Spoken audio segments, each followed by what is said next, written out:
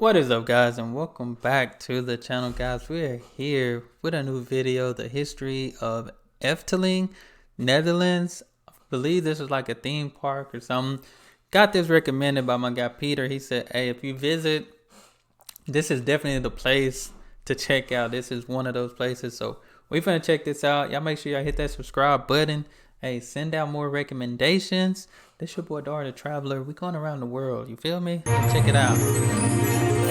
Welcome back to Expedition Weekly. On this week's episode, we're heading to the Netherlands to take a look at one of the most visited theme parks in Europe, Efteling. I'm going to apologize in advance for my awful Dutch pronunciations, which I will pronounce wrong. Tot gauw in de Efteling, een wereld vol wonderen.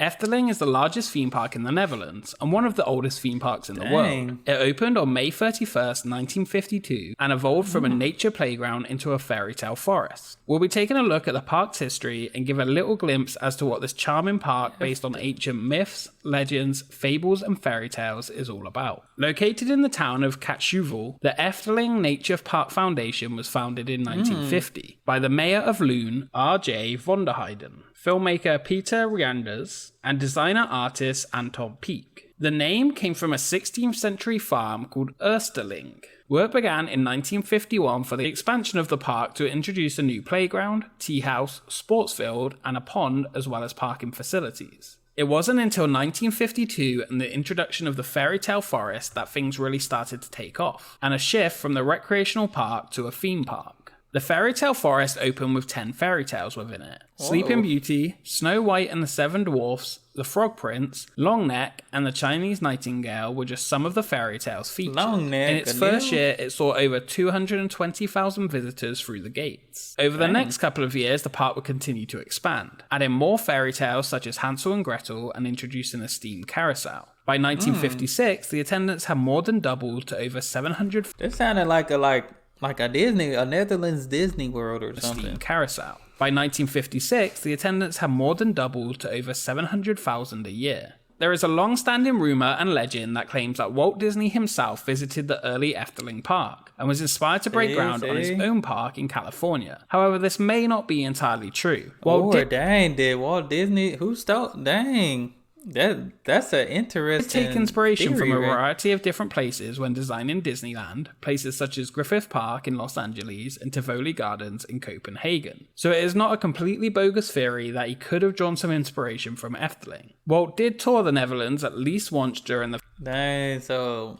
My God, Walt Disney out here not being unoriginal out here. That he could have drawn some inspiration from Efteling. Walt did tour the Netherlands at least once during the 50s, but allegedly this was more to visit a studio that was dubbing Walt Disney films into Dutch. It's an intriguing rumour to say the least, with the crossover of fairy tales and some similar themes. We're here just to see Holland, to visit Holland. While here, I hope to pay a visit to the Polygon Profility Studios, who have been doing the Dutch versions of all of our pictures. And I hear by those that would know and be qualified to judge that they've been doing a very good job. And I hope the Dutch people have liked them too. One such connection between Disney and Efteling is true though. During the construction of Disneyland Paris, Disney Imagineers consulted Efteling during the construction and its design phase to help adapt the American park to European tastes. 1959 saw the addition of a friendly glutton, Holly Bollygeist, who is a paper devouring bin. He still operates in the park to this day and is famous around the world for begging to be fed paper.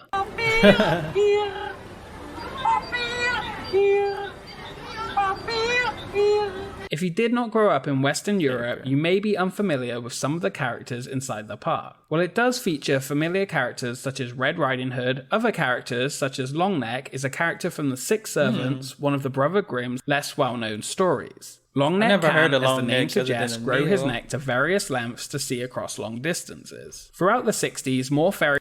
Longneck sound like a Pinocchio. Grow his neck to various lengths to see across long distances. Throughout the 60s, more fairy tales were added to the park, as well as a miniature railway and dioramas. Anton Pieck, the first lead designer of the park, is seen as one of the reasons why the park had great success. His illustration style, being grim and dark while also nostalgic, was a philosophy the park would keep, with no cheap building materials ever used. In the mid-70s, the chief designer position had been passed down onto Ton van der Ven, who had already been working at Efteling for several years. Peek was said to be very pleased with van der Ven's work, and in 1978 saw the addition of the Haunted Castle attraction, which was the first to be designed entirely by him. Van der Ven is considered by many to be the best Imagineer outside of Disney, and continued his work until 2002 when he retired. We will take a look at some of Van der Ven's rides in further details in the future weekly episodes, but he designed multiple popular attractions within the park. Dang. That looked pretty dope. The first still coaster was added to the park in 1981, called Python. This was a resounding success from its first day operating, but did have some issues operating late due to the noise the ride created later in its life. The ride was actually demolished and recreated in 2017, keeping as true to the original as possible, but with a smoother and quieter ride. The park continued to add top quality attractions throughout the 80s, and the park expanded greatly. Small business Pretty owners dope, know though. That's they've pretty got to be dope. prepared for anything. Rides such as Half Moon, the swinging ship, Piranha, a river raft ride, Bob Track, a bobsled roller coaster, and also an observation tower, with some of the additions to the park. That looked nice.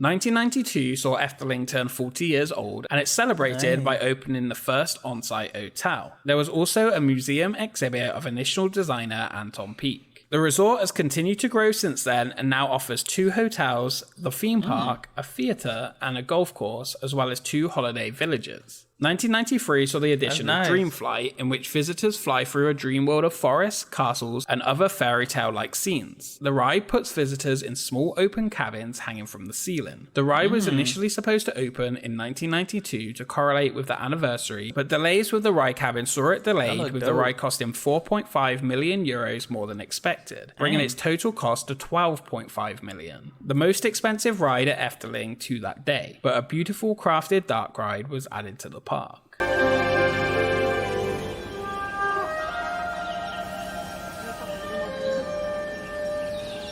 1996 saw the addition of 2 new major parts of the park. The House of the Five Senses was created by Ton van der Ven as the new entrance to the Efteling, and the introduction of the Madhouse ride.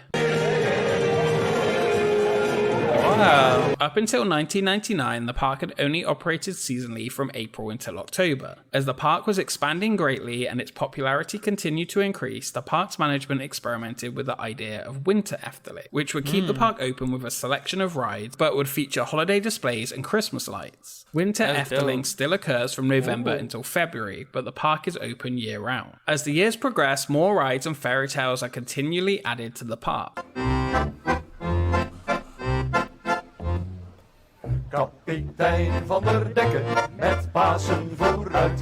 In stremende stormwind verliet hij zijn bruid. 2007 saw the addition of the Flying Dutchman water coaster / dark ride, which continued the spectacular theming the park is known for. And in 2008 saw the replacement of the park's first wooden coaster Pegasus, which was replaced by a dueling wooden roller coaster called George and the Dragon. As the park continued to expand, Efteling saw the addition of its first nighttime show in 2012 called Aquanura. The water show is the largest in Europe and features the 3rd largest fountain in the world. It is often compared to a smaller version of Disney's World of Color at Disney's California Adventure. Wow. Dang, that's dope. I ain't never seen anything like that. Dang.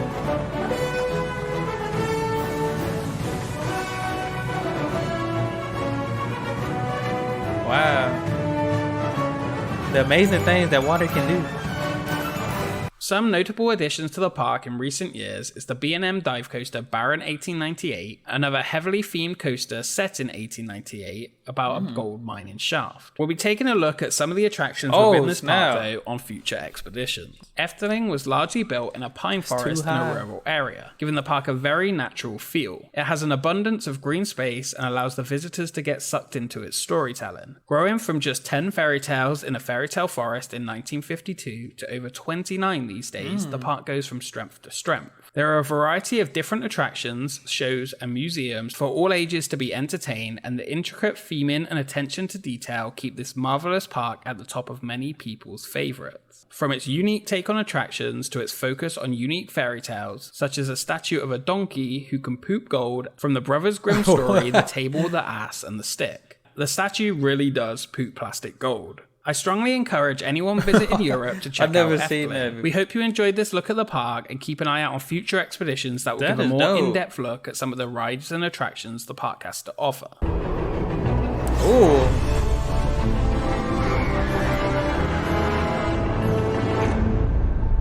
This place is a world of wonders Efteling. waiting to be discovered by you.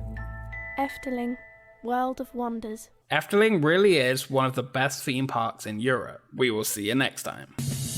That's dope. That's dope. I definitely would check that out. Hey, I haven't even been to Disney World yet. That's one of my goals. Take my children, especially to Disney World. 'Cause, you know, who doesn't want to go to Disney World? You know, I'm an adult, but I still want to enjoy my first time at Disney. But I will definitely check this out for sure.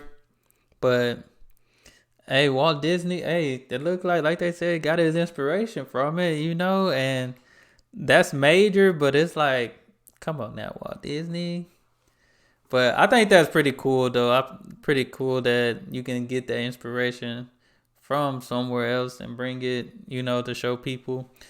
But that's pretty cool theme park. The most I've been to is Six Flags, you know. I've been to SeaWorld. I ain't gonna lie, I don't do roller coasters though. I do not. Hey, my stomach can't take it. I'm afraid of heights.